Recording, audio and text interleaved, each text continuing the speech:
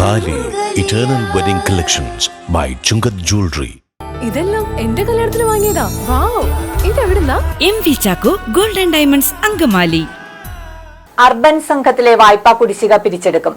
തിരിച്ചടച്ചില്ലെങ്കിൽ നടപടി ഉണ്ടാകുമെന്നും നിക്ഷേപകരുടെ പണം ഉടനെ തിരികെ നൽകുമെന്നും ജില്ലാ ജോയിന്റ് രജിസ്ട്രാർ അറിയിച്ചു. അങ്കമാലി അർബൻ സഹകരണ സംഘത്തിലെ നിക്ഷേപകരുടെ പണം ആവശ്യക്കാർ ഉടനെ തിരികെ നൽകുന്നതിനുള്ള നടപടികൾ ഉണ്ടാകുമെന്നും ആരും ആശങ്കപ്പെടേണ്ടതില്ലെന്നും വായ്പാ കുടിശ്ശിക പിരിച്ചെടുക്കുന്നതിനുള്ള നടപടികൾ ആരംഭിച്ചിട്ടുണ്ടെന്നും സഹകരണ സംഘം ജില്ലാ joint registrar ജോസൽ ഫ്രാൻസിസും assistant registrar Manoj K വിജയനും നിക്ഷേപക സമിതി ഭാരവാഹികളുമായി നടത്തിയ കൂടിക്കാഴ്ചയിൽ വ്യക്തമാക്കി.